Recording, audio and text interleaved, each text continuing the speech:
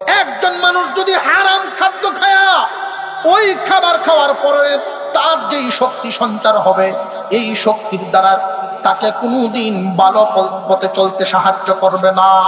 ওই মানুষের আত্মার অবস্থা হবে খুব দুর্বল হয়ে যাবে। ভালো কাজ করার যেই মনটা হবে দুর্বল। মনে চাইবে না মসজিদের দিকে যাওয়ার, মনে চাইবে না হক কথা বলার, মনে চাইবে না সঠিক পথে চলার। সব সময় তার বেটিকের দিকে দাপুতে করব, কারণ বেটিকতে তার রক্তে মিশিয়া গেছে।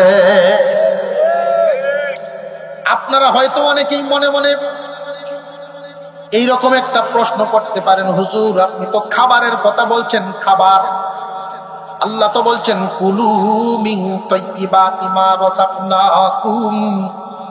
ও বান্দারা বান্দিরা, তোমরা আমার দেওয়া রিজিক থেকে পবিত্রগুলো খাও, আমার দেওয়া রিজিক থেকে পবিত্রগুলো খাও। ও পবিত্র বলেন, পবিত্র বলেন, সবকিছু দিছেন কে? এই জমিনের মধ্যে আল্লাহ সবকিছুই দিয়েছেন, কিন্তু কিছু বেদ বিচার করিয়া দিয়েছেন। এইটা তোমার জন্য উপকারী, এইটা খাওয়ান জায়েজ, এইটা তোমার জন্য উপকারী, এইটা খাওয়ান জায়েজ। কিন্তু রে বান্দা, ওইটা খায়ও না, ওইটার তারে কাছে যাইও না।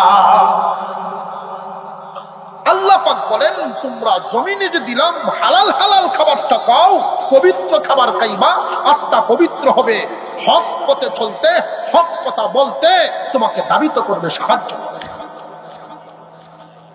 আজকাল মুসলমান, আমাদের এই অত্র অঞ্চলে মুসলমানের সংখ্যা বেশি, সারা দেশে মুসলমানের সংখ্যা বেশি, সারা বিশ্বে যে কোনো যুগের তুলনায় বর্তমান যুগে মুসলমানের সংখ্যা বেশি।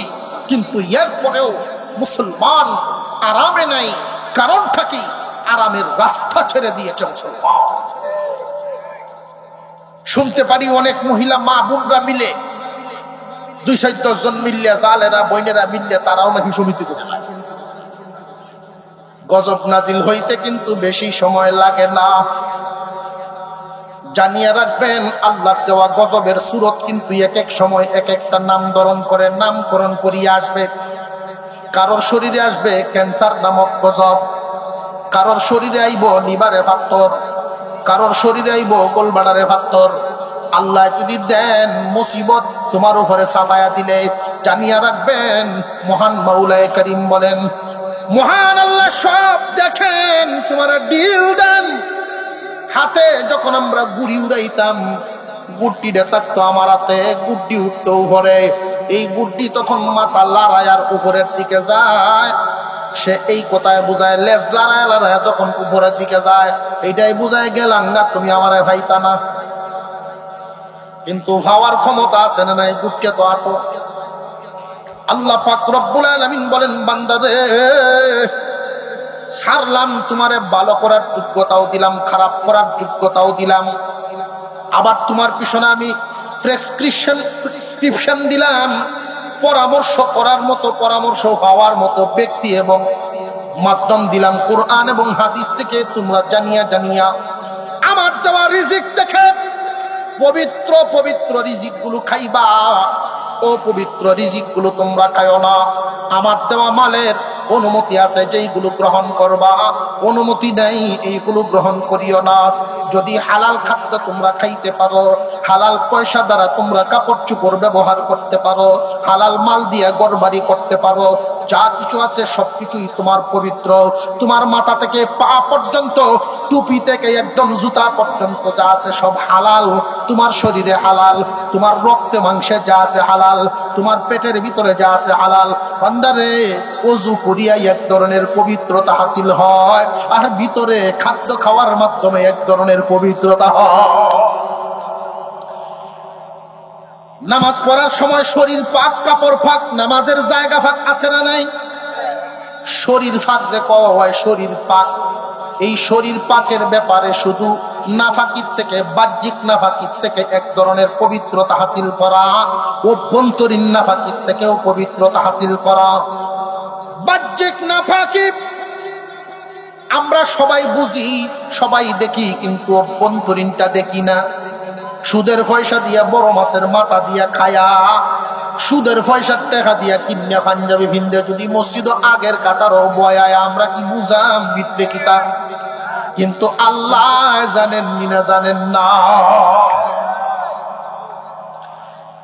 নামাজ কবুল হওয়ার জন্য, ইবাদত কবুল হওয়ার জন্য 1 নাম্বার শর্ত শারাইত আছে না নাই?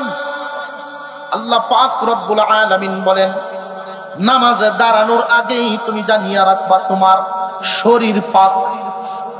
শরীরটা আগে পাক বানাও। শরীর পাক হবে পাক খাবারের মাধ্যমে, শরীর নাপাক হবে নাপাক খাদ্যের মাধ্যমে।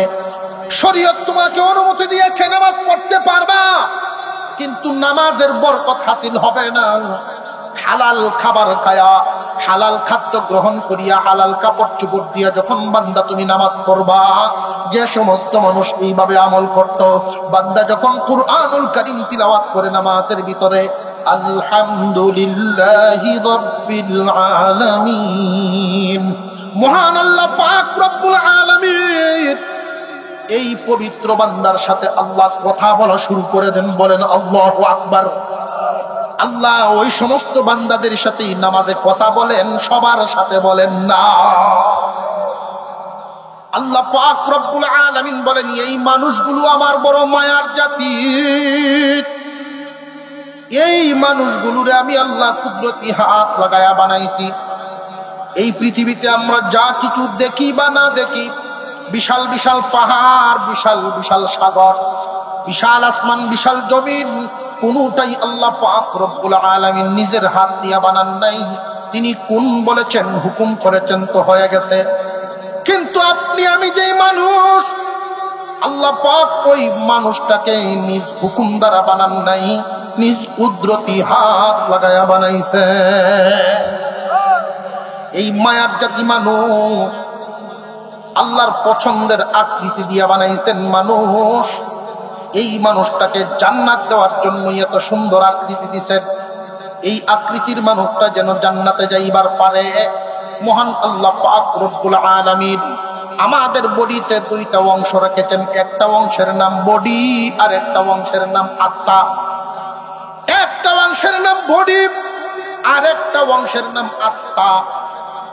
এই আত্মা আর বডি যখন একসাথে থাকে, ওইটাকেই বলে মানুষ। আমাদের সারা বডিতে খুব ভালো করে বুঝবেন, খুব ভালো করে বুঝবেন। এখন কয়েকটা কথা বলি। এই বডিটা যখন মাটি দেই, মাটির সাথে মিশিয়া যায়, পচে গলে শেষ হয়ে যায়। আত্মার কিন্তু কোনো মরণ নাই, রুহের কোনো মরণ না, রুহের কোনো মরণ নেই। আমরা যে বর্তমানে বসবাস করতেছি, জীবন আছে বোঝা যায়, রুহু আমার ভিতরে আছে। আসলে আপনি আমার ভিতরে যেটা আছে, এটা আসল রুহু নয়। আসল রুহু জায়গাতে আছে, জায়গায় উপরে। তাহলে আপনি আমার ভিতরে যেটা আছে এটা কি? যে ওই রুহুর ছায়া, ওই রুহের একটা ছায়া আছে। এই রুহু, এটা আসল নয়, ওই রুহের ছায়া হইল এটা। যেমন ধরেন, লক্ষ্য করেন, সূর্য আসমানে তাকাইলে কয়টা দেখা যায়? কয়টা? এই সূর্যটা যখন পানিতে পড়ে তখন দেখবেন নিচে আর একটা সূর্য থাকে। এটা কি আসলে সূর্য না ওই সূর্যের ছায়া? গ্লাসের মধ্যে ধরবেন, দেখবেন গ্লাসের ভিতরে একটা সূর্য আছে। এটা কি সূর্য না সেই সূর্যের ছায়া? সেই সূর্যের ছায়া এটা। এরপরেও দেখবেন ছায়া সূর্যটারও একটা আলো হয়, ছায়াটারও একটা আলো আছে না নাই? এই আলোটার মধ্যে হাত দিবেন, গরম লাগবে। ঠিক তেমনি ভাবে আসল রুহু উপরে, আমাদের ভিতরে সেই রুহুটার ছায়া। সূর্যকে যেমনে মেঘমালায় যদি সামনে এসে, তখন সূর্যটাকে এই পৃথিবীতে আলো ফেলানোর জন্য দেয় না, মেঘমালায় ডাকিয়া রাখে। এই মেঘটা হলো সূর্যের সামনে আলো, এই আলোটার সামনে একটা ছায়া হয়ে যায়। ঠিক তেমনি ভাবে আমাদের সামনে যখন আজরাইল মালাকুল মউত সামনে এসে দাঁড়ায় যায়, মালাকুল মউত যখন সামনে এসে যায়, ওই রুহের আলোটা আর এই রুহের ভিতরে আসতে পারে না, মউত নামক বেড়ার কারণে। মউত নামক বেড়াটার কারণে যখন আসতে পারে না, তখন বডিটা নিতর হয়ে যায়। এটাকে যখন গুরুস্থানে দেওয়া হয়, আলমে বরজখে পাঠানো হয়, তখন আসমান থেকে ওই রুহুটাকে আল্লাহ পাক রব্বুল আলামিন আবারও শক্তিশালী করে ছায়া দেন। কবরের জগতে আর একটা বডি বানানো হবে, সেইখানে আবার জিন্দা করা হবে। বুঝানোর উদ্দেশ্য হলো, মুসলমান ভাইয়েরা জানিয়ে রাখবেন, আমাদের বডিতে অংশ কয়টা? আত্মা এবং বডি, রুহু এবং বডি। কিছু জবাব দেওয়া, বডি এবং রুহু দুইটা মিলিয়ে হইল মানুষ। মাথার নাম মাথা, কানের নাম কান, হাতের নাম হাত, নাকের নাম নাক, চোখের নাম চোখ, মুখের নাম মুখ, পায়ের নাম পা। প্রত্যেকটা অঙ্গের আলাদা আলাদা নাম আছে না নাই? মানুষ কোন জায়গাটার নাম জানি না। দুইটা যখন এত একসাথে থাকে তখন আলাদা একটা নাম, ওইটার নাম নাই মানুষ। এক জায়গার কালি আর এক জায়গার কাগজ। পুস্তকটা দেখছেন, একটা কালি আর একটা কাগজ। প্রথম ছিল সাদা, কালিটা মিশার কারণে এখন দুইটা একসাথে হয়েছে। এখন তো শুধু কাগজ রয়েছে না, আলাদা একটা নাম হয়েছে। কথা বুঝে আসতেছে? দুইটা একসাথে মিশার কারণে আলাদা একটা নাম হয়েছে। এই দুইটা যদি আলাদা হয়ে যায় তখন কাগজ আর কালি। ঠিক তেমনি ভাবে বডি এবং আত্মা দুইটা অংশ একসাথে থাকলেই তারে মানুষ বলে। এই যে দুইটা বস্তু একসাথে আছে, দুইটার আলাদা আলাদা খাদ্য আছে। এই আত্মার জন্য আলাদা খাদ্য, বডির জন্য আলাদা খাদ্য। এই আত্মার জন্য খাদ্য আল্লাহর পক্ষ থেকে দেওয়া হয়েছে ওহীর মাধ্যমে, কুরআনুল কারীমের মাধ্যমে। আল্লাহর পক্ষ থেকে রুহু এবং এই আল্লাহর পক্ষ থেকেই খাদ্য। বাকি তোমার বডিটা বানানো হয়েছে মাটির থেকে। এই বডির বরণ পোষণের যা কিছু লাগে সব কিছুই আল্লাহ ব্যবস্থা করায় দিচ্ছেন মাটি থেকে। আমরা যে কাপড় চোপড় পরিধান করি এটার মূলে আছে মাটি। কথা বুঝে আসতেছে? ও ইমানদারেরা, হে ইমানওয়ালা। ইমানওয়ালা মানে ইমানের মালিক। এই দুনিয়ার জমিনেও রেওয়াজ আছে, নীতি আছে। লক্ষ্য করবেন, যেই মানুষটার সম্পর্ক যেই বস্তুর সাথে বেশি হয়, কোন মানুষ যদি কলার দোকানদারি করে তারে কলাওয়ালা করে, কেউ যদি চালের দোকানদারি করে তারে চালওয়ালা করে, চাউলের মাজন। একজন মানুষ রিক্সার সাথে সারাদিন সম্পর্ক, তার নাম কেউ জানে না, কিন্তু রিক্সা করে ডাক দিলেই বেড়া মনোরা আমার ডাকছে। ঠিক না বেঠিক? মহান আল্লাহ পাক আমাদেরকে ডাক দিলেন ইমানওয়ালা বলে। ও ইমানদারেরা, আসমানের নিচে জমিনের উপরে বহু মানুষের বসবাস, সবাই কিন্তু ইমানদার নয়। যারা দাবি করেন যে আমি ইমানদার, এই গুণাবলী যার মধ্যে আছে, এই বিশ্বাস যার মধ্যে আছে, মহান আল্লাহ পাক রব্বুল আলামিন ডাক দিলেন, ও ইমানদারেরা, ইয়া আইয়ুহাল্লাযীনা আমানু, হে ঈমানওয়ালা, কুলু মিন তাইয়্যিবাতি মা রাযাকনাকুম। এই পৃথিবীর জমিনে আমি আল্লাহ তোমাদেরকে হরেক রকমের রিজিক দান করলাম, হরেক রকমের খাদ্য বস্তু দান করলাম। এই পৃথিবীর জমিনে আল্লাহ আমাদেরকে আগে পাঠান নাই, দুনিয়াটা আগে সাজাইছেন। আগে দুনিয়া সাজাইছেন, তারপরে আমাদেরকে পাঠাইছেন। কোন একজন মানুষ যখন একটা মেয়েকে বিবাহ করবে, তার পছন্দের মানুষটাকে আনবে তার বাড়িতে। এই মেয়েটাকে আনার জন্য সে উপযুক্ত একটা বাড়ি বানায়, মনের মতো করে বাড়ি বানাইছে। এই বাড়িটায় যেন বসবাস করতে পারে সেই মহিলা, এসে আরামে যেন থাকতে পারে। পানির সাপ্লাইয়ের ব্যবস্থা করা হয়েছে যেন পানির কোনো অভাব না হয়। জানালা কেটে রাখছে রীতিমতো যেন বাতাস ঢুকতে পারে, তার বাতাসে কোনো অভাব না হয়। দুধওয়ালাদেরকে বলে রাখছে প্রতিদিন 1-2 লিটার দুধ দিয়া যাইবা, কলাওয়ালাকে বলে রাখছে কলা দিয়া যাইবা, লাইটিং এর ব্যবস্থা করিয়া রাখছে, সুন্দর করে বাড়িতে সাজাইছে। এই মহিলাকে যখন এই বাড়িতে আনা হয়, মহিলা যদি আসলেই ভালো মানুষের সন্তান হয়, সে মনে মনে ভাববে আমার স্বামী আমাকে সুন্দরে আরামে থাকার জন্য এত কিছু করলো, অবশ্যই আমার তো কোনো না কোনো দায়িত্ব আছে। আমার দায়িত্ব কি? যে আমার দায়িত্ব হলো স্বামীর মন জয় করিয়া চলা। আমার স্বামী এত কিছু করলেন, আমার তো একটা কাজে স্বামীকে শুধু খুশি রাখা, এটাই হলো আমার কাজ। কেমনে চললে স্বামী খুশি থাকবো, আমি সাজলে, কেমনে হাঁটলে, কেমনে চললে, কেমনে কথা বললে স্বামীর মন জয়টা হবে, মনটা ভালো থাকবে, এটাই হলো আমার কাজ। কিন্তু এই স্বামী যদি এত কিছু করতে পারেন, এরপরেও যদি বউয়ের মন না পায়, হঠাৎ করে যদি স্বামী দেখে বউয়ের জন্য আমি এত কিছু করলাম, কিন্তু দেখা যায় বৌদি দুধওয়ালার সাথে গোপনে কথা কয়, কলাওয়ালার সাথে গোপনে কথা কয়, কথা বুঝে আসতেছে আপনাদের? এমন স্বামী রাগ করবেনই না করবে না? আল্লাহ পাক রব্বুল আলামিন বলেন, বান্দা তোমাদেরকে দুনিয়ায় এখনো পাঠাই নাই, এই দুনিয়াটাকে আমি আগে সাজাইছি যেন তুমি আরামে থাকতে পারো। আমি আসমান রে ছাদ বানাইলাম, এই জমিনটাকে তোমার জন্য বিছানার মতো বানাইলাম। বিছানায় যেমন মানুষ আরাম করতে পারে, এই জমিনটাকে তোমাদের জন্য আমি বিছানার মতো বিছায়া দিলাম। এত শক্ত বানাই নাই যাতে তোমরা হাল চাষ করতে পারো না, এমন নরমও বানাই নাই যে এটার উপরে তোমরা গাড়ি নিয়ে চলাফেরা করতে পারো না, বিল্ডিং বানাইতে পারো না।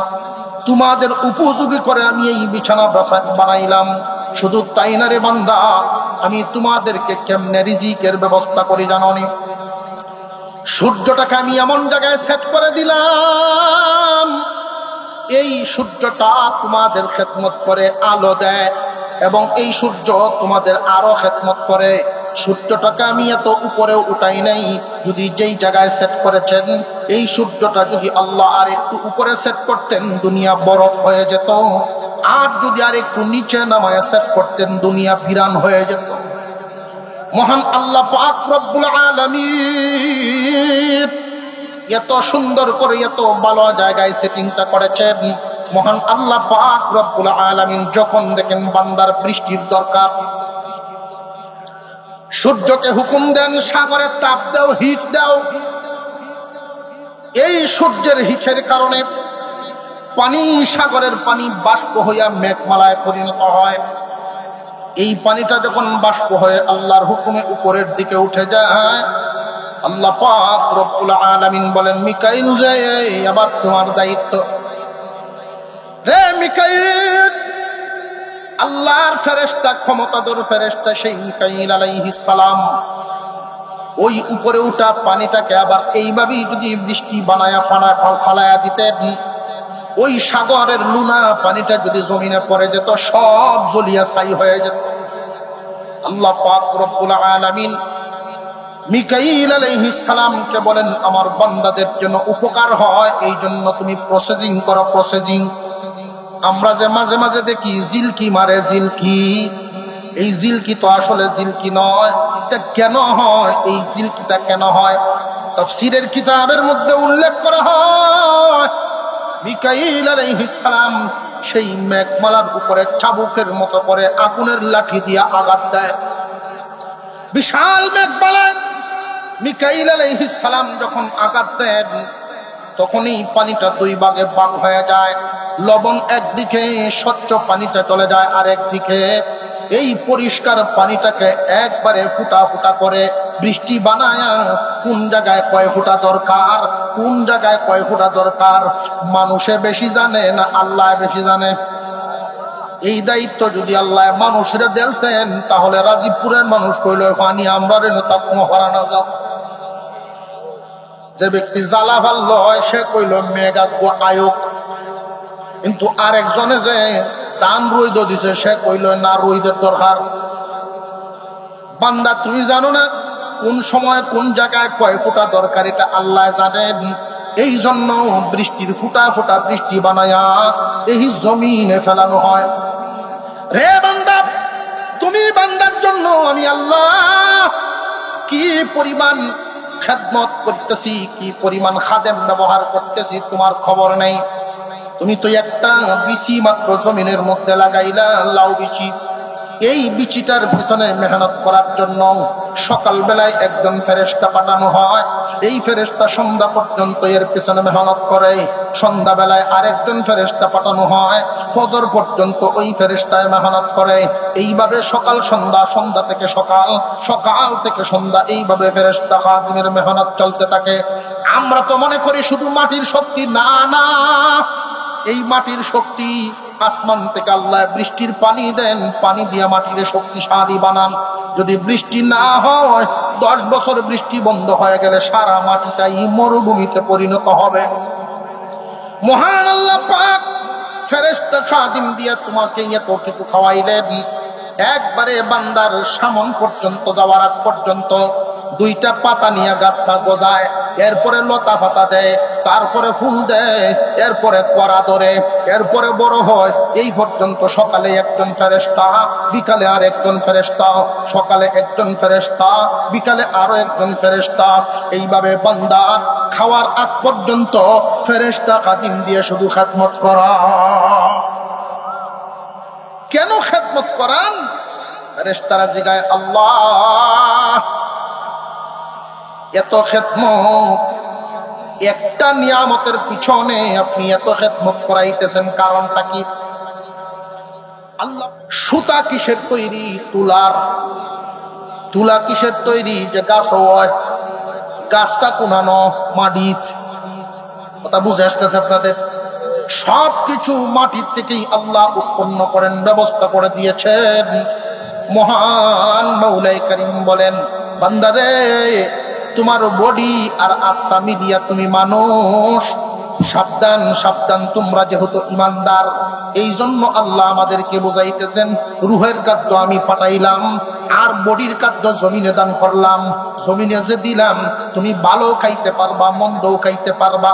এই জমিনটার মধ্যে আমি এমন ব্যবস্থা রাখিয়াছি, রে বান্দা, এক একটা খাদ্যের এক এক ধরনের আসার।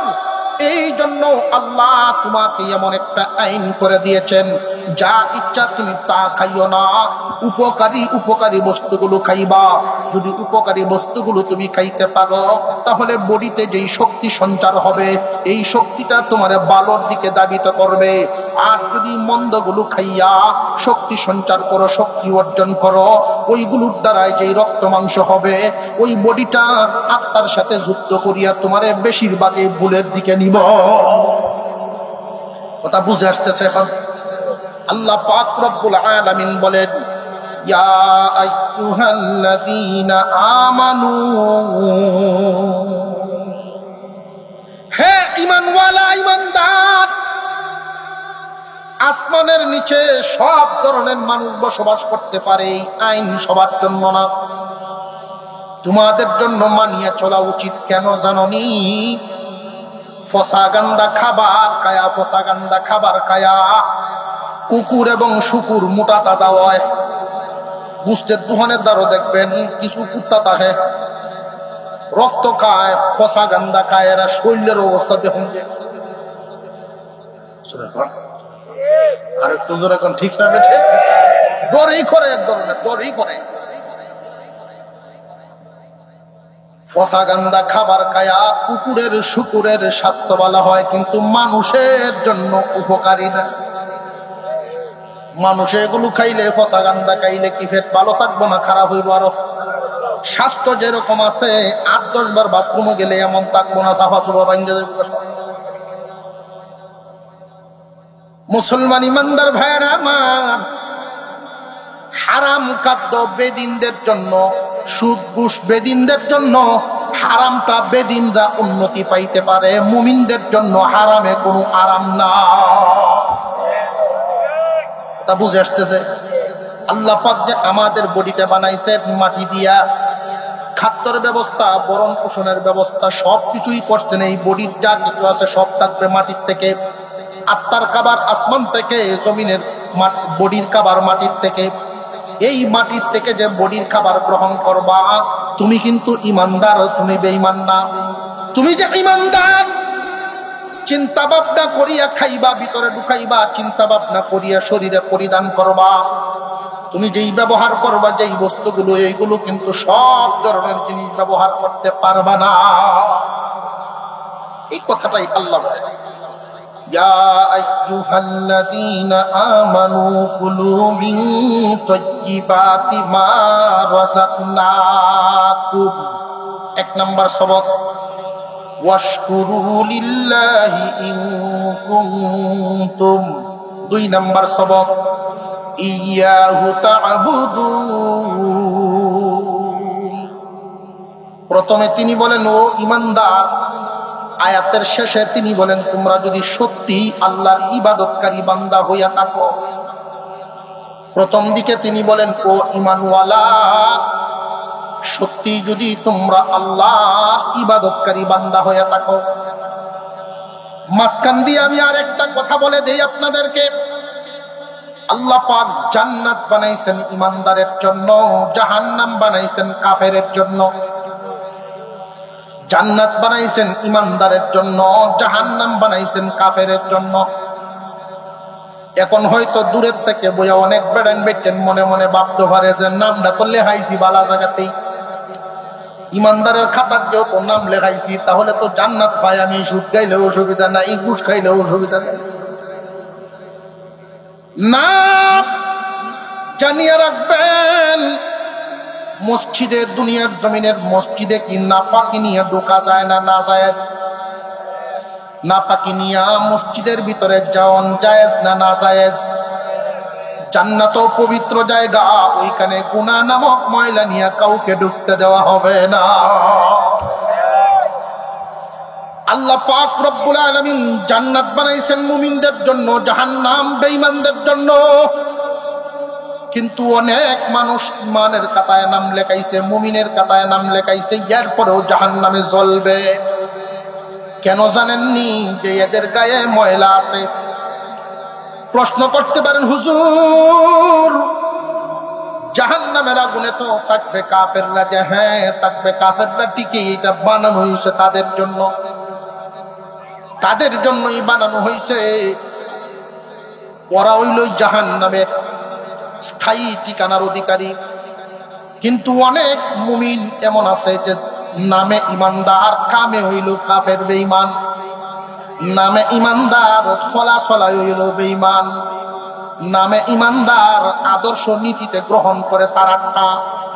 এই জন্য এদের আত্মার মধ্যে কিছু রোগ হয়। এই আত্মাটাকে রোগ হওয়ার কারণে এই রোগী আত্মাটাকে নিয়ে শায়েস্তা করার জন্য সেখানে নেওয়া হবে, জ্বালানো হবে। কিন্তু কাফেরদেরকে জ্বালানো আর ইমানদারকে জ্বালানোর মধ্যে একটা তফাৎ আছে এক জায়গায়। তফাৎটা হলো এই, খুব মনোযোগ দিয়ে শুনবেন। এই দুনিয়ার জমিনে আমরা লাকড়ি পুরাইনি না? পুরাই না? লাকড়ি পুরাইলে কি হয়? আরো জোরে। লাকড়ি পুরাইলে কয়লা হয়। কিন্তু স্বর্ণকারের দোকানে স্বর্ণ পুরায়নি না? পুরায় না? এই স্বর্ণ পুরাইলে কি হয়? খাঁটি হয়। স্বর্ণ পুরাইলে খাত বাহির হয়, খাঁটি হয়। ঠিক তেমনি ভাবে অনেক ইমানদার গুনাহ করার কারণে জাহান্নামে যাবে। আল্লাহ পাক রব্বুল আলামিন এদেরকে জাহান্নামের আগুনে পুরাইবেন, জাহান্নামের আগুনে জ্বালাইবেন। কেন জানেননি? যে আল্লাহর হুকুম মতো ওরা চলতে পারে নাই, আল্লাহর বিধান মতো ওরা জীবন যাপন করতে পারে নাই। এই কারণে অনেক গুনাহ হয়ে গেছে, এদের আত্মাটা অনেক নাপাক হয়ে গেছে। এই নাপাকিটা দূর করার জন্য, খাত বাহির করার জন্য স্বর্ণের মতো আগুনে পোড়ানো হবে। পূর্বে কি পরিমাণ, যে যার অপরাধ হইব সেই পরিমাণ। কথা বুঝে আসতেছে আপনাদের? আল্লাহ পাক রব্বুল আলামিন আমাদেরকে সবক দিলেন একটা, ইয়া আইয়ুহাল্লাযীনা আমানু কুলু মিন তাইয়্যিবাতি মা রাযাকনা। এই জমিনে আমি যা দিলাম ইচ্ছা করলে তুমি খাইতে পারবা না। আল্লাহ বলেন তোমরা খাও, তোমাদেরকে যে পর্যন্ত আমি রিজিক দান করলাম এইগুলোর থেকে ভালো ভালোটা পবিত্র পবিত্র গুলো দেখিয়া খাও। অপবিত্র রিজিক তোমরা খাইও না, হারাম মাল বক্ষণ করিও না, হালালটা খাইবা। যদি রে বান্দা তুমি হালাল খাবার খাইতে পারো, ওই হালাল খাবার দ্বারাই যেই রক্ত মাংস তৈরি হবে, ওই হালাল খাবারের দ্বারা রক্ত মাংস তৈরি করার কারণে ওই রক্ত মাংসের দ্বারা যে শক্তি অর্জন হবে, এই শক্তিটা আত্মার সাথে মিলিয়া আত্মাও শক্তিশালী হইব। নফসে তোমারে দুঃখা দিয়া গুনার কাজ করাইতে পারবে না। আর যদি তুমি হারাম খাও, অন্যায় পথে চলাফেরা করো, হারাম মাল দ্বারা শক্তি অর্জন করার কারণে ওই শক্তিটা তোমাকে ভুল দিকে নিয়ে যাবে। তখন আত্মা তার সামনে দুর্বল হইয়া তোমাকে আর ভালোর দিকে নিতে পারে না। খুব ভালো করে বুঝবেন, আমার ভিতরে দুইটা অংশ, একটা হলো ভালো করার যোগ্যতা, একটা হইলো খারাপ করার যোগ্যতা। ভালো করার যোগ্যতা হয় ভালো খাদ্যের মাধ্যমে, খারাপ করার যোগ্যতা হয় খারাপ খাদ্যের মাধ্যমে। ভালো কাজ করার যোগ্যতা হাসিল হবে হালাল বরণ পোষণ, হালাল খাদ্য খানার মাধ্যমে।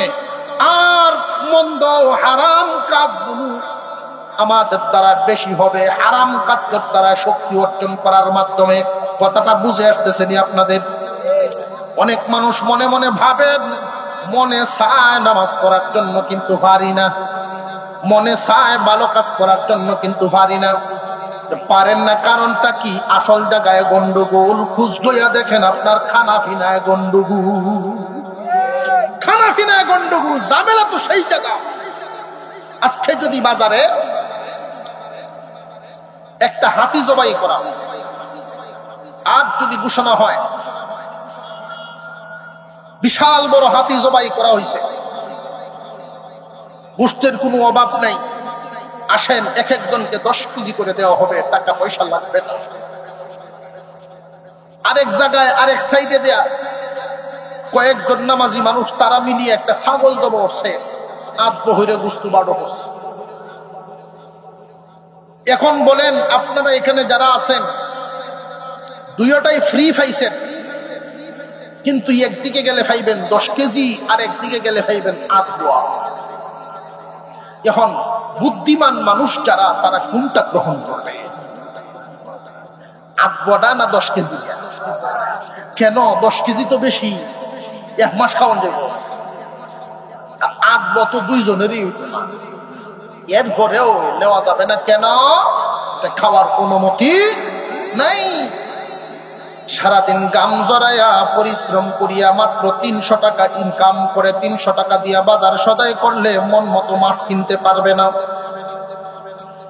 হালাল পয়সায় জীবন যাপন করলে একজন মানুষ মনের সকল চাহিদা পূরণ করতে পারবে না, বিবির সকল চাহিদা পূরণ করতে পারবে না, সন্তানাদির সকল বাসনা পূরণ করতে পারবে না।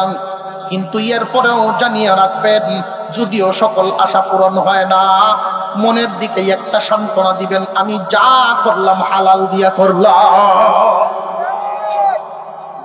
আরেকদিকে সব বাসনা পূরণ হবে। টিন শেড পাল্টাইয়া এখন বিল্ডিং বানাইব, টিনের ঘর পাল্টাইয়া বিল্ডিং বানাইছে। আগে তো কোন রকম স্যান্ডেল ভাও দেয়াইতো বাজারে, এখন বুট শুট কুট লাগাই আইয়ে। আগে তো কোন রকম মুড়া চাউলে মুড়া ভাতে চলতো, এখন দেখা যায় না চিকন চাউলের ভাত খাইতে পারে, চিকন সুতার কাপড় ভরতে পারে। দিন আগের দিন আর নাই, আগের কালা দিন নাই, এখন বেটা লাল দিন আর আনছে। সন্তান খুশি, বিবি খুশি, আত্মীয় স্বজন এলাকাবাসী খুশি, কিন্তু আসল মালিক খুশি না। তোমার যা আছে সব হারাম রে বান্দা, হিসাব নিকাশ মিলিয়া লইবাও। একজন মানুষ যদি সুদের টাকায় শরীরের রক্ত মাংস গঠন করে, অন্যের মাল দখল করিয়া সেই মাল দিয়া শরীরের রক্ত মাংস গঠন করে, একজন মানুষ যদি হারাম খাদ্য খায়া ওই খাবার খাওয়ার পরে তার যেই শক্তি সঞ্চার হবে, এই শক্তির দ্বারা তাকে কোনদিন ভালো পথে চলতে সাহায্য করবে না।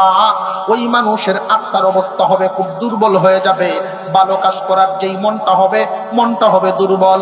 মনে চাইবে না মসজিদের দিকে যাওয়ার, মনে চাইবে না হক কথা বলার, মনে চাইবে না সঠিক পথে চলার।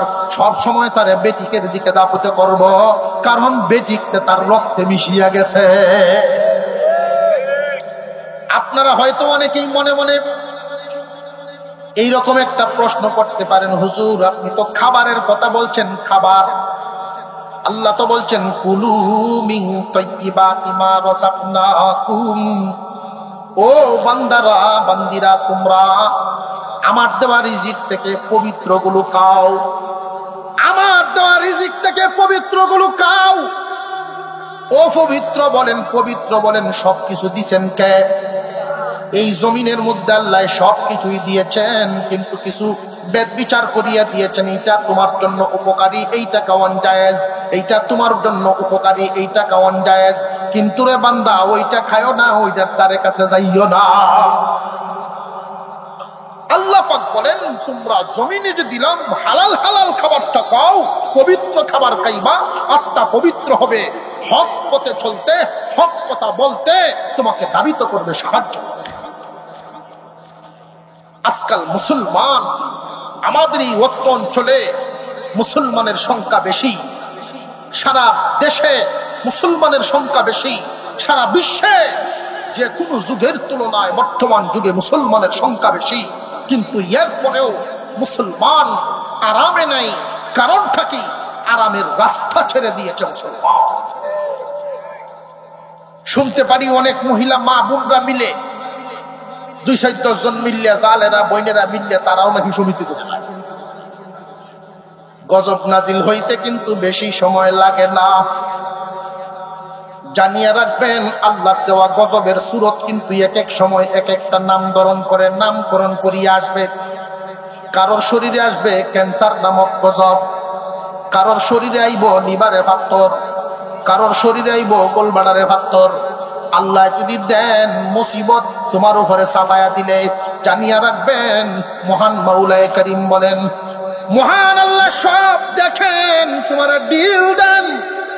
হাতে যখন আমরা গুড়ি উড়াইতাম, গুড্ডিটা থাকতো আমার হাতে, গুড্ডি উঠতো উপরে, এই গুড্ডি তখন মাথা লড়াইয়ার উপরের দিকে যায়, সে এই কথায় বুঝায়, লেজ লড়ায় লড়ায় যখন উপরের দিকে যায়, এইটাই বুঝায় গেলাম না তুমি আমারে ভাইতা না। কিন্তু ভাবার ক্ষমতা আছে না নাই? গুড্ডি তো আটো। আল্লাহ পাক রব্বুল আলামিন বলেন, বান্দারে ছাড়লাম, তোমারে ভালো করার যোগ্যতাও দিলাম, খারাপ করার যোগ্যতাও দিলাম, আবার তোমার পিছনে আমি প্রেসক্রিপশন দিলাম, পরামর্শ করার মতো, পরামর্শ পাওয়ার মতো ব্যক্তি এবং মাধ্যম দিলাম কোরআন এবং হাদিস থেকে। তোমরা জানিয়া জানিয়া আমার দেওয়া রিজিক থেকে পবিত্র পবিত্র রিজিক গুলো খাইবা, ও পবিত্র রিজিক গুলো তোমরা খাইও না। আমার দেওয়া মালের অনুমতি আছে যেইগুলো গ্রহণ করবা, অনুমতি নেই এইগুলো গ্রহণ করিও না। যদি হালাল খাদ্য তোমরা খাইতে পারো, হালাল পয়সা দ্বারা তোমরা কাপড় চোপড় ব্যবহার করতে পারো, হালাল মাল দিয়ে ঘরবাড়ি করতে পারো, যা কিছু আছে সবকিছুই তোমার পবিত্র। তোমার মাথা থেকে পা পর্যন্ত, টুপি থেকে একদম জুতা পর্যন্ত যা আছে সব হালাল। তোমার শরীরে হালাল, তোমার রক্তে মাংসে যা আছে হালাল, তোমার পেটের ভিতরে যা আছে হালাল। বান্দারে ওযু করিয়াই এক ধরনের পবিত্রতা হাসিল হয়, আর ভিতরে খাদ্য খাওয়ার মাধ্যমে এক ধরনের পবিত্রতা হয়। নামাজ পড়ার সময় শরীর পাক, কাপড় পাক, নামাজের জায়গা পাক আছে না নাই? শরীর পাক যে কওয়া হয়, শরীর পাক, এই শরীর পাকের ব্যাপারে শুধু নাফাকির থেকে, বাহ্যিক নাফাকির থেকে এক ধরনের পবিত্রতা হাসিল করা, অভ্যন্তরীণ নাফাকির থেকেও পবিত্রতা হাসিল করা। বাহ্যিক নাফাকি আমরা সবাই বুঝি, সবাই দেখি, কিন্তু অভ্যন্তরীণটা দেখি না। সুদের পয়সা দিয়া, বড় মাছের মাথা দিয়া খায়া, সুদের পয়সার টাকা দিয়া কিন্যা পাঞ্জাবি ভিন্দে যদি মসজিদ আগের কাটারও বয়ায়, আমরা কি বুঝাম ভিতরে কিতা? কিন্তু আল্লাহ জানেন না, জানেন না। নামাজ কবুল হওয়ার জন্য, ইবাদত কবুল হওয়ার জন্য 1 নাম্বার শর্ত শারাইত আছে না নাই? আল্লাহ পাক রব্বুল আলামিন বলেন, নামাজে দাঁড়ানোর আগেই তুমি জানিয়ে রাখবা তোমার শরীর পাক। শরীরটা আগে পাক বানাও। শরীর পাক হবে পাক খাবারের মাধ্যমে, শরীর নাপাক হবে নাপাক খাদ্যের মাধ্যমে। শরীয়ত তোমাকে অনুমতি দিয়েছে নামাজ পড়তে পারবা, কিন্তু নামাজের বরকত হাসিল হবে না। হালাল খাবার খায়া, হালাল খাদ্য গ্রহণ করিয়া, হালাল কাপড় চোপড় দিয়া যখন বান্দা তুমি নামাজ পড়বা, যে সমস্ত মানুষ এইভাবে আমল করত, বান্দা যখন কুরআনুল কারীম তিলাওয়াত করে নামাজের ভিতরে আলহামদুলিল্লাহি রাব্বিল আলামিন, মহান আল্লাহ পাক রব্বুল আলামিন, এই পবিত্র বান্দার সাথে আল্লাহ কথা বলা শুরু করে দেন। বলেন আল্লাহু আকবার। আল্লাহ ওই সমস্ত বান্দাদের সাথেই নামাজে কথা বলেন, সবার সাথে বলেন না। মাসলা যদি বাইর করেন, হুজুর খাইতাম না, সুদে যদি লাগাইলাছে খাইতাম না, গাড়ি কিনলাম। আপনার খাওনের ওয়াজ করতেছেন, গাড়ি কিনলাম, খাইতাম না। আল্লাহ পাক রব্বুল আলামিন এই কথারও ব্যাখ্যা দিয়েছেন, বান্দা তুমি যাইবা কো আল্লাযীনা ইয়াকুলুনার রিবা, যারা সুদ খায়, সুদ করে কয় খাইতাম না, গরবান দিলাম।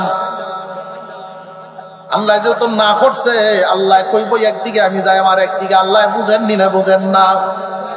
আল্লাযীনা ইয়াকুলুনা শব্দের অর্থ হইল ইয়াখুযুনা, গ্রহণ করা। বান্দা খায় আগে না গ্রহণ করে আগে? কথা বুঝে আসছে? বান্দা তুমি যাইবা কই? চতুর্দিকে আসমান, কই যাইবা তুমি উসমান? চতুর্দিকে আসমান, কই যাইবা উসমান? ডাউনের জায়গা নাই। উড়িয়া ফিরিয়া আল্লাহর সামনে দাঁড়াইতেই হবে। এই জন্য নামাজে দাঁড়ানোর সময় যে শর্তগুলো, শরীর পাক, শরীরটা শুধু বাহ্যিক না বাহ্যিক থেকে পাক করার কথা আল্লাহ বলেন নাই, শর্ত দেন নাই। অভ্যন্তরিক না ফাঁকির থেকেও পবিত্র বানাও।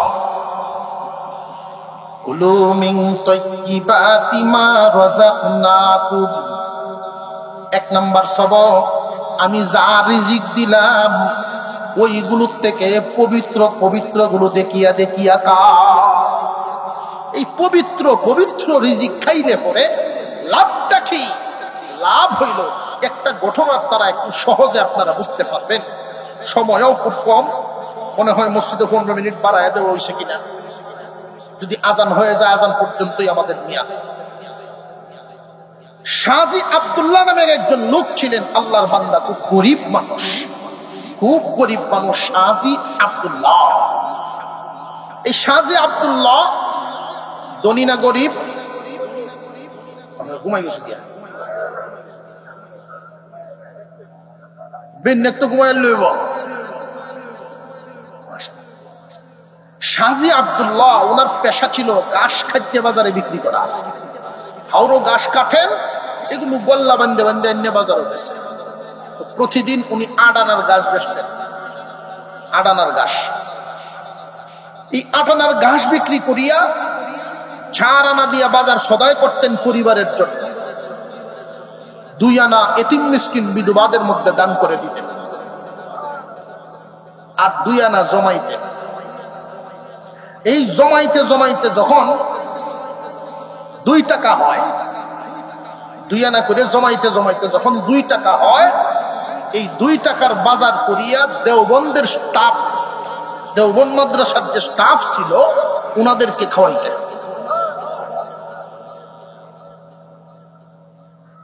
কারি তৈয়ব সাহেব রহমতুল্লাহি আলাইহি, ওনাকে এক লোক জিজ্ঞাসা করলেন, হুজুর জমিদাররা দাওয়াত দেয়, ওইখানে আপনারা যান না? শাহজি আব্দুল্লাহর বাড়ি। মেয়ে গাইলে গরো ভরার সাথে সাথে তার ঘরের ভিতরে, বাইরে ভরার সাথে সাথে গরো ভরে মিষ্টি, এই জাতের বাড়ি ঘর, আর তার বাড়িতে আপনারা হাজির হয়ে যান। ব্যাপারটা তো বুঝলাম না। কারি তৈয়ব সাহেব রহমতুল্লাহি আলাইহি বলেন, তোমরা বুঝবে না, কারণ তোমরা বুঝার চিন্তা ভাবনা করো না। শাহজি আব্দুল্লাহ যেই দিন দাওয়াত দেয়, তার বাড়িতে যদি তার ঘরের খানা আমরা খাই, হালাল হওয়ার কারণে, পবিত্র হওয়ার কারণে, শাহজির বাড়িতে খানা খাইলে ওই খানার যে অ্যাকশন থাকে 40 দিন পর্যন্ত ইবাদতের মজা পায়। হালাল খাবার খাইলে, পবিত্র খাদ্য গ্রহণ করলে, পবিত্র জিনিস অর্জন করলে ইবাদতের দিকে মন দাবিত হবে, ভালো কাজের দিকে মনটা বেশি বেশি দাবিত হবে। আর যদি হারাম খাদ্যের দ্বারা নিষিদ্ধ বস্তু যদি শরীরে ঢুকানো হয়, শরীরে লাগানো হয়, কাঠ পালং ব্যবহারের যত বস্তু আগে দেখবেন এটা কি হালালের না হারামের, এটার একটা আসর থাকবে। আপনার ভালো কাজের দিকে আগ্রহ আসবে না, শুধু মন্দের দিকে যাবে। এই জন্য আল্লাহ বলেন, বান্দা 1 নাম্বার সবক, রিজিক যা দিলাম তার থেকে পবিত্র গুলো খাও। 2 নাম্বার সবক, ওয়াশকুরু লিল্লাহি ইন কুনতুম ইয়াহু তা'বুদুন। আল্লাহ পাক বলেন 2 নাম্বার সবক, আমি আল্লাহ যা দিলাম 1 নাম্বার হইল তার থেকে পবিত্র পবিত্র গুলো খাইবা। 2 নাম্বার সবক হইল খায়া পরে একবার কইও আলহামদুলিল্লাহ। ওই যে একটু আগে বলছিলাম, বীজ তো লাগাইলাম আমি, ফেরেশতা খাদিম দিয়া খেদমত করাইতে করাইতে করাইতে করাইতে লাউয়ের তরকারি সামনে আনার পর্যন্ত ফেরেশতা খেদমত করতেই থাকে। বান্দায় যখন খাইবো ফেরেশতারা কয়, আল্লাহ এত খেদমত আপনি করাইলেন। বান্দারে, এই জাতিটা আমার বড় আদরের জাতি, নিজের হাত লাগায়া লাগায়া বানাইছে। এই জাতিটা আমার বড় আদরের জাতি, এই জাতিকে খাদ্য খাওয়ানোর জন্য আমি এত খেদমত তোমরা দিয়া করাইলাম। আল্লাহ এতে কি পাইবেন আপনি, কি পাইবেন? যে বান্দার কাছ থেকে আমি তো কিছু আশা করি না, দেখি বান্দায় করে কি। বান্দায় যখন এই রিজিক খাইয়া যদি কোনো বান্দায় বলে আলহামদুলিল্লাহ, আল্লাহ খুশি হইয়া বলেন, বান্দারে তোমার প্রতি আমি এতটা খুশি হয়ে গেলাম, আমি এই জাতের নিয়ামত আরো বাড়ায়া। ও ফেরেশতারা, আমার বান্দা যেই নিয়ামত খায়া, পবিত্র খাদ্য খায়া যেই বান্দা শুকরিয়া আদায় করলো, এই খাদ্যের হিসাব আমি তার কাছ থেকে নিব না। পবিত্র খাদ্য খায়া যদি কেউ শুকরিয়া আদায় করে, এই খাদ্যের হিসাব আল্লাহ নিবেন না। কারণ পবিত্র প্রথমে শর্ত হইল কুলু মিন তাইয়্যিবাতি মা রাযাকনাকুম, তোমরা আল্লাহর দেওয়া রিজিক থেকে খাও যেগুলো হালাল পবিত্র। খায়া শুকরিয়া আদায় করো, আল্লাহ মাফ করে দিব। আর যদি এই কথাটা না বলতেন, পবিত্র পবিত্র পার্থক্যটা না করতেন, শুধু শুকরিয়া আদায়ের মাসালা যদি পাবলিক শুনতো, দেখইল সুদ খায়া খায় আলহামদুলিল্লাহ কইলাম, তীর্থ মাফ। অপবিত্র খায়া খায় আলহামদুলিল্লাহ কইলাম, তীর্থ মাফ। না, হালাল খায়া কেউ যদি শুকরিয়া আদায় করে, এই হালাল খাদ্যের হিসাব আল্লাহর কাছে দিতে হবে না, আল্লাহ মাফ করে দিবেন। আল্লাহ পাক রব্বুল আলামিন বলেন, বান্দারে তুমি যদি সত্যি আমার প্রকৃত বান্দা দাবি করো, যেইভাবে দাবি করতেছো এইভাবে যদি তুমি পালনও করতে পারো, তাহলে তোমাকে আমি একটা পুরস্কার দিব, আল্লাহর তৈরি জান্নাত। এই পুরস্কারটা যে দিবেন, ওই যে বলছিলাম জাহান্নামে মানুষকে আল্লাহ কেন নিবেন? জাহান্নামে ইমানদারকে নিবেন জাহান্নামে চিরদিন রাখার জন্য না, পবিত্র বানানোর জন্য। পবিত্র বানাইবার জন্য ইমানদারকে নিবেন, যার অপরাধ যেই পরিমাণ তারে জ্বালাইবেন সেই পরিমাণ। যেই মানুষটা শুধু খাদ্যটা ঠিক করতে পারে, জবানের কন্ট্রোল করতে পারে, যা ঢুকাইলো চিন্তা ভাবনা করিয়া ঢুকাইব, যা ব্যবহার করবে চিন্তা ভাবনা করিয়া ব্যবহার করবে, যা বাহির করবে অর্থাৎ যা বলবে সঠিক কথা বলবে, এই চিন্তা ভাবনা করিয়া যদি কেউ জীবন যাপন করতে পারে, আল্লাহ পাক রব্বুল আলামিন তারে পবিত্র বানায়া দুনিয়ার থেকে নিবেন। যেই মানুষটা বডিগত বাহ্যিক ভাবেও পবিত্র, অভ্যন্তরীণ ভাবেও পবিত্র, ওই মানুষটারে কি দ্বিতীয়বার পবিত্র বানানোর জন্য জাহান্নামে নেওয়ার দরকার আসেনি? এই বিষয়টা খেয়াল রাখবেন। জাহান্নামে জ্বলবে কারা? বাহ্যিক পবিত্র আছে কিন্তু অভ্যন্তরীণ পবিত্র নাই যারা। অভ্যন্তরীণ পবিত্রতার দরকার, খবর নেই। এই অভ্যন্তরীণ পবিত্রতা খুব মারাত্মক ব্যাপার। আজকে আমাদের সমাজে কোন রকম খালি দম দাভালতাম পারতাছি, নাক পর্যন্ত গেছে গা, হারামে ডুব পড়েছি, চতুর্দিকে দামেলা। ব্যবসায়ী ভাইরা মুরগির দাম লয় 1 কেজি, মালিকের কাছ থেকে লইছে 1 কেজির দাম দেয় 950 টাকা। মাফ বেজাল করে আছে না নাই? বেজাল খালি ক্যাপাসিটি করে এই যে একটু একটু একটু একটু করে যে তুমি মারতাছ, সারাদিন যদি 100 গ্রাম করে বা আদা 50 গ্রাম করিয়াও 100 কাস্টমারের ঠকাইতে পারে, তাহলে 100 কাস্টমারের 50 গ্রাম করে মোটামুটি 5 কেজি হয়ে রে। এই 5 কেজি সারাদিনে গেছে হিসাবটা মিলায়, এইটা হইলো হের লাভটা। এগুলো হের আসল নাই, এইটা আসল লাভটা হইলো হের। এটা গুড় আছে, হুজুর বুঝ দেখ না, গুড় আছে, কিন্তু গুড়টা ঠিকা, গুড়টা হইলো হেটা। আহা বান্দারে, একদিন তো দুনিয়া ছাড়তে হবে, সারম লাগবো না? লাগতো না? লাগবো। তুমি কারে খাওয়াইতেছো, কারে পড়াইতেছো, কার জন্য তুমি আসামি সাজতেছো? নিজের কবরে নিজে যাবে, নিজের হিসাবের খাতা নিজের সামনেই হাজির হবে। তুমি কার জন্য এগুলো করো? আমি একটা কথা আপনাদেরকে বলিয়া দেই, আলোচনা শেষের দিকে চলে যাচ্ছে। এই কথাটা মনে রাখবেন, উচ্চ বিলাসিতা, অধিক বিলাসিতা, অধিক চাহিদা মন থেকে বাহির করে দেবেন। অধিক চাহিদাটা মন থেকে বাহির করে নেন। নবীজির এক কথা, তোমরা মানুষের উপরের দিকে নজর করো না, নিচের দিকে তাকাও। তোমার চাইতে যারা কষ্টে আছে তাদের দিকে তাকাও, আল্লাহর শুকরিয়া তোমার জবান দিয়ে বাইরে। আর তোমার চাইতে উপরের দিকে যদি তাকাও, মাথাটা নষ্ট হয়ে যাবে। আরেকজনের বিল্ডিং দেখলে তোমার মনটা আরে এরকম একটা করার দরকার। দরকার বউর সাথে গিয়ে যখন আলাপটা করবা, বউ কইব যে তাহলে এই ভাই সাহেব যেমনে করছো তুমি এমনি করো, ধারি এমনি করা মেয়েটা সুদ গায়ে করছে, তো তুমি বকাও, তুমি বকাও। আল্লাহ যে গুণা দিব, আল্লাহ তো ধরবো, আচ্ছা এইটা বিচার আসার যেটা করে এটা আমারে করবো না, তুমি সুদ খাও। এমন বেট কেন আছে না নাই? আরে বেট কেনে জামায় জানে না, লুগায় লুগায় বলে সুদ খাওয়া শুরু করে নেয়। 8-10 জন মিললে একটা স্মৃতি বানায় এলাম। আশ্চর্য ব্যাপার।